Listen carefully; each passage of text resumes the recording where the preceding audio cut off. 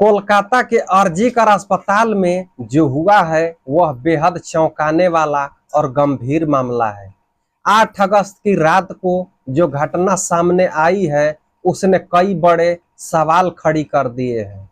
इस पूरे मामले में संजय राय एक मोहरा साबित हुआ है, जबकि इसके पीछे बड़े और प्रभावशाली लोगों का हाथ होने की बात कही जा रही है। आरोप है कि इस घिनौने कृत्य में आरजीकर अस्पताल के प्रिंसिपल संदीप घोष की भूमिका भी शामिल है। संदीप घोष पर आरोप है कि वह इंटर और पीजी के छात्रों से अपने निजी कार्य करवाता था और उन्हें जॉब देने के बदले मोटी रकम की मांग करता था। छात्राओं से उनके थीसिस को सबमिट करने के लिए भी पैसे की मांग की जाती थी और कथित तौर पर उन्हें अवैध गतिविधियों में लिप्त होने के लिए मजबूर किया जाता था। इसके अलावा संदीप घोष पर यह भी आरोप है कि यह दवाइयों का नशा करवाकर उन्हें बेचता था और उन्हें प्राप्त धन को पार्टी के फंड के रूप में उपयोग करता था। संदीप घोष को एक पार्टी का समर्थित व्यक्ति बताया जा रहा है और यह मामला बंगाल में बहुत से सवाल खड़े कर रहा है। इस पूरे घटनाक्रम को जानने के लिए वीडियो को पूरा देखिएगा। अगर अच्छा लगे तो लाइक कर दीजिएगा। संदीप घोष के बड़े लोगों से गहरे संबंध थे, जिसके कारण उसका कोई भी कुछ नहीं बिगाड़ सकता था। वह यह तय करता था कि किन छात्राओं को पास करना है और किन्हें नहीं। जब अभया को इस बात की जानकारी मिली तो उसने संदीप घोष की बात नहीं मानी। अभया बहुत बहादुर थी, लेकिन उसके बाद संदीप घोष ने उसे परेशान करना शुरू कर दिया। उससे 36-37 घंटे लगातार काम करवाया जाता था और कभी भी अस्पताल बुला लिया जाता था।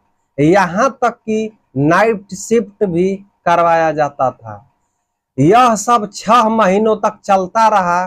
चेस्ट डिपार्टमेंट के हेड पीजी स्टूडेंट सभी जानते थे कि अभया को टॉर्चर किया जा रहा है और उसे अत्यधिक काम पर करवाया जा रहा है। यह सब प्रिंसिपल संदीप घोष के निर्देश पर हो रहा था। अभया की पल पल की जानकारी कुछ लोग संदीप घोष को दे रहे थे, लेकिन वह डटी रही और सहन करती रही। उसने ठान लिया था कि वह संदीप घोष की बातों में नहीं आएगी। वह सही तरीके से पास होना चाहती थी और जो कुछ भी जानती थी उसका खुलासा करेगी। जब उसने मना कर दिया तो एक तारीख चुनी गई, 9 अगस्त। उस दिन कुछ भी सामान्य नहीं था। 4th फ्लोर पर हर दिन सीनियर जाते थे, लेकिन उस दिन कोई नहीं गया। उस दिन अभया को सोने के लिए कहा गया। यह सब पहले से प्लान किया हुआ था। उस दिन 4 लोग थे, जिसमें एक महिला भी शामिल थी।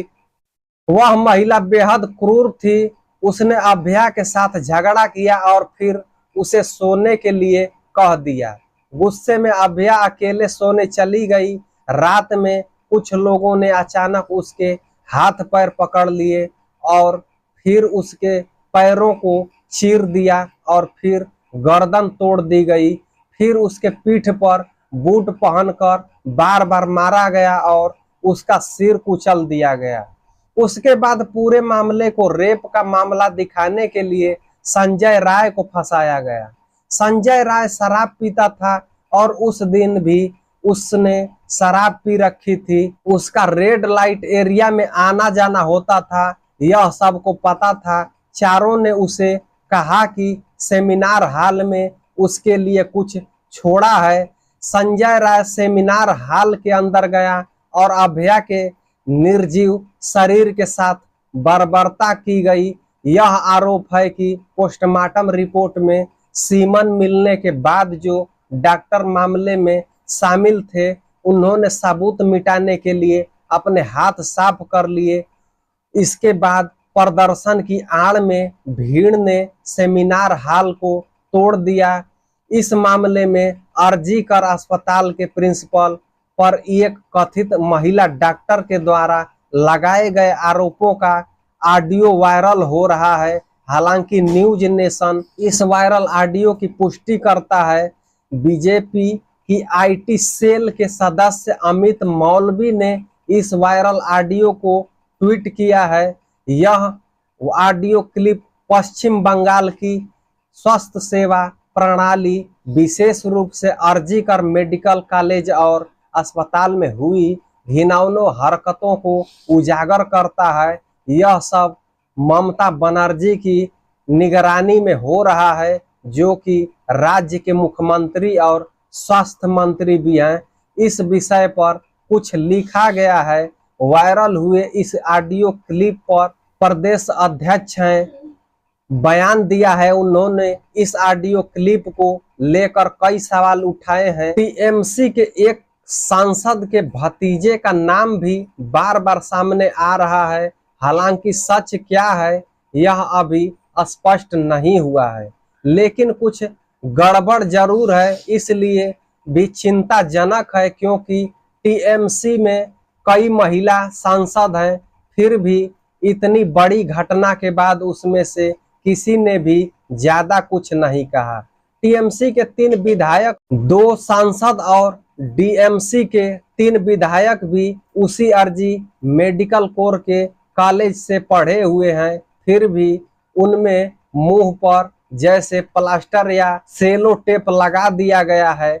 ऐसा लगता है कि दाल में कुछ काला है।